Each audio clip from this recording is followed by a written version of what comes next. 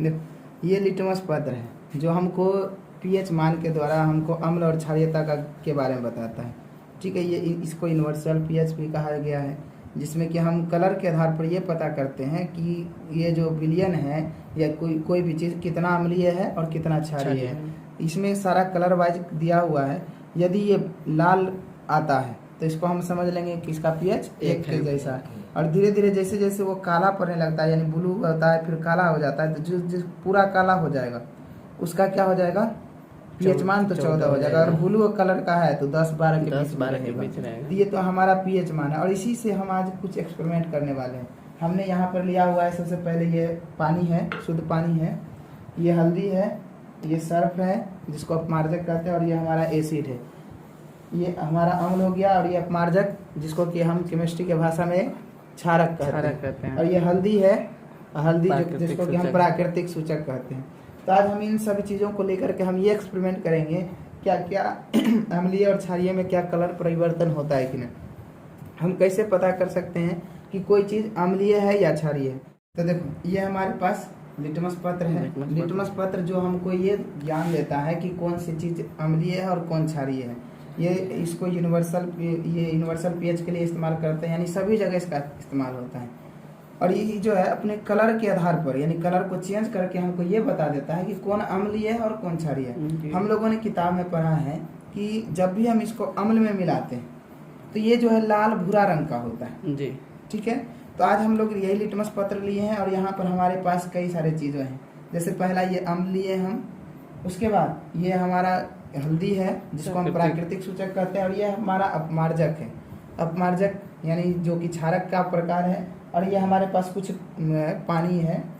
तो हम इन सब चीज़ को लेकर के हम ये पता करेंगे कि कौन कौन सी चीज़ अम्लीय होते हैं और या अम्लीय की क्या पहचान होती है। ठीक है, यानी घर पे कभी इसका प्रयोग ना करें, खतरनाक हो सकता है। तो चलिए हम लोग जो है प्रयोग करके देखते हैं। तो सबसे पहले हम लिटमस पत्र यहाँ से लेते हैं। एक लिटमस पत्र का एक पत्र हम निकालें, और इसको हम सबसे पहले हम अम्ल में डुबाते हैं। तो अम्ल में डुबाने के बाद देखेंगे क्या ये सच में लाल भूरा रंग का होता है। तो सबसे पहले हम देखिए, ये हमारा लिटमस पत्र है, अभी आप सब देख रहे हैं स्पष्ट, ये पीला रंग का है जी। इसको जब हम अम्ल में डुबाते हैं तो बताइए किस कलर का हो गया, लाल कलर का। तो ये जो है हमारा लाल हो गया, कलर का हो गया। जब लाल कलर हो गया तो इसका मतलब ये हमको बता दिया कि ये जो है हमारा अम्ल, जो हमारा विलयन है ये हमारा अम्ल है। ये क्या है, अम्ल है। ये हमारा जो है पहचान हो गया अम्ल का। फिर अब हमारे पास कुछ पानी है, और इसमें हम जो है अपमार्जक को घुलाएंगे तो ये क्षारक बन जाएगा। ये क्या बन जाएगा, क्षारक बन जाएगा। तो हम इसको इसमें जो है कुछ क्षारक को मिलाते हैं, क्षारक पदार्थ को, और इसको हम हिला देते हैं। इसको हिलाने के बाद हम ये देखेंगे कि इसमें जो है हमारा लिटमस पत्र किस कलर का आता है। तो चलिए ये हमारा क्षारक का घोल बन गया। इसको अब हम दूसरा लिटमस पत्र निकालते हैं और देखते हैं ये क्या जो है ये किस कलर का आता है। हम लोगों ने यहाँ से एक लिटमस पत्र निकाला, और इसको अब हम क्षारक में मिलाते हैं। और क्षारक में मिलाने के बाद हम यह देखना चाहेंगे कि ये किस कलर का आता है। चलिए ये देखिए, आपका ये जो कलर है ये काला रंग का हो गया। किस कलर का हो गया, काला रंग का। और आपको पता है लिटमस पत्र को जब भी हम क्षारक में डुबाते हैं, जब भी क्षारक में डुबाते हैं तो वो नीला काला ये सब होता है। यदि ये नीला और काला के बीच में है, इसका मतलब ये परवल क्षारक है। तो ये हमारा किसका है, क्षारक है। तो अब इससे हमको ये स्पष्ट हो गया कि लिटमस पत्र जब भी हम अम्ल में डुबाएंगे तो ये लाल रंग का हो जाएगा, और जब भी हम लिटमस पत्र को क्षारक में डुबाएंगे तो ये किस कलर का हो जाएगा, काला रंग का। ये स्पष्ट आपको दिख रहा होगा। चलिए अब हम कुछ और एक्सपेरिमेंट करते हैं, और ये प्राकृतिक सूचक को लेकर के करते हैं। तो ये हमारा हो गया प्रैक्टिकल। अब ये हमारे पास हल्दी है। आपको पता होगा कि हल्दी को जब हम क्षारक में मिलाते हैं, इसमें क्षारक में मिलाते हैं, तो क्षारक में मिलाने के बाद भी कुछ परिवर्तन होता है। और ये हल्दी प्राकृतिक सूचक है जो अपने रंग में परिवर्तन को ला करके हमको ये बताता है कि कौन पदार्थ अम्लीय और कौन क्षारीय। तो हमने यहाँ से हल्दी को जो है क्षारकीय विलयन में डाल रहे हैं, और डालने के बाद देखिए हल्दी पीला रंग का है। हल्दी किस कलर का है, पीला कलर का है। जैसे हमने अपमार्जक में डाला, ये किस कलर में हो गया, लाल भूरा रंग का हो गया कि नहीं। तो इससे ये स्पष्ट हो गया कि हल्दी जो है जब भी किसी क्षारक में जाएगा तो वो किस कलर में बदल जाएगा? लाल। लाल भूरा रंग का।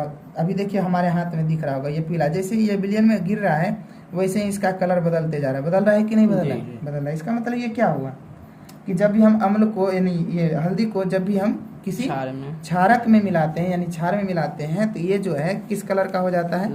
लाल भूरा रंग। ये स्पष्ट आपको दिख रहा होगा लाल भूरा रंग का। ठीक है, इसको लिटमस पत्र में मिलाएं तो ये देखिए फिर से किस कलर का आ गया? काला। यहाँ देखिए यहाँ दोनों चीज आ रहा है, लाल कभी जहाँ अम्ल का अंश पड़ा वहाँ लाल और जहाँ पर क्षारक जब पड़ गया वो काला। अब हम लोग इसी हल्दी को अम्ल में मिलाते हैं और देखते हैं कि अम्ल में मिलाने के बाद ये क्या रिएक्शन देता है। चलिए अम्ल में मिलाते हैं। तो अब बताइए अम्ल में मिलाने के बाद इसमें क्या परिवर्तन होगा? कोई परिवर्तन नहीं। कोई परिवर्तन नहीं होगा। और हम लोगों ने स्पष्ट पढ़ा हुआ है कि जब भी हम हल्दी को किसी भी अम्ल में मिलाते हैं तो वो सदैव वैसा ही रहता है। इस तरह से हम लोगों ने ये जाना कि हल्दी जो है, हम हल्दी से कैसे हम पहचान करेंगे कौन क्षार है क्या, कौन अम्ल है। और उसके बाद लिटमस पत्र के द्वारा भी हम ये पता कर सकते हैं कि अम्ल क्षारक कैसे होते हैं। और ये हल्दी और ये तुम्हारा अपमार्जक है।